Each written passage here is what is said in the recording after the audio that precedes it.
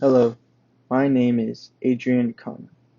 The date is the 8th of December, 2020, and for my geography in my backyard project, I will be talking about my experience and time I spent researching San Pedro Springs Park. In the first image, I had spotted an ephemeral stream, which is a dried up stream bed when precipitation falls to create a way for the water to be drained. But since this is a man-made park, there was also an actual drainage system right next to the ephemeral stream that went straight and created a sort of L shape going to the right. It seems to have had some water flowing through it recently due to the fresh mud, as you will see in the upcoming slide. The next image we see was that of a fallen tree that was probably knocked down due to the mechanical weathering process of wind, due to its loose soil when it became a size that was too big to hold up on its own.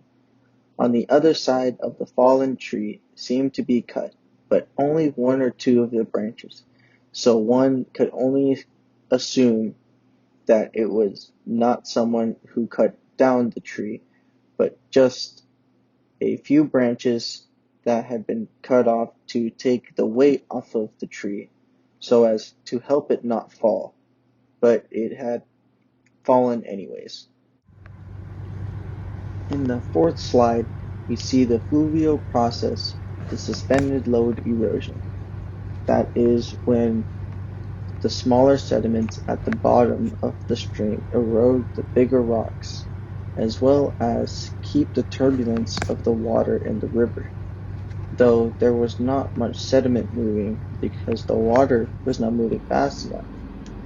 So I had put my hand in the water and felt that there was definitely tiny particles hitting my fingers at once.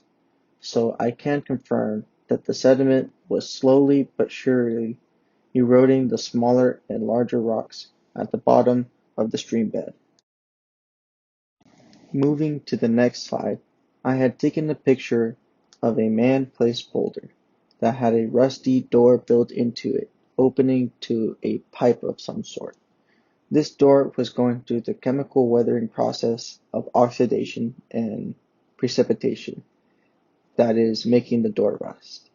If you look closely to the left side of the boulder, you can see cracks created from the vegetation, and this is another form of mechanical weathering that parts the rock over time and can even break off smaller rocks, which you see on the ground, also to the left of the slide.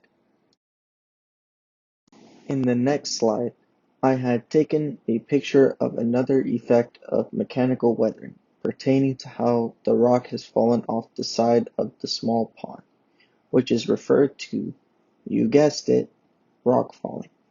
The precipitation happening through the years must have loosened the rock to the point where it could no longer hold anymore and had fallen into the pond.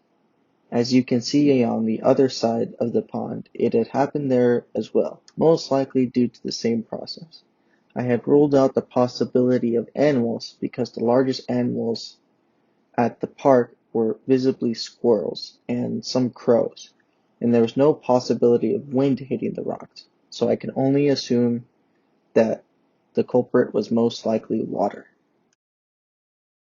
Going through the park to try and spot different weathering processes was a bit difficult because most of the park is man-made, but there were a few things that I had spotted during my walkthrough.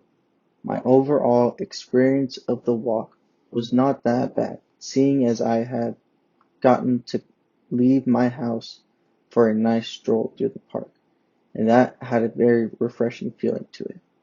This was my geography in my backyard project, and it was quite fun and insightful. I hope this video was very educational, and I hope that there was something that you took from this video that you had not known about previously. Thank you, and have a good rest of your day.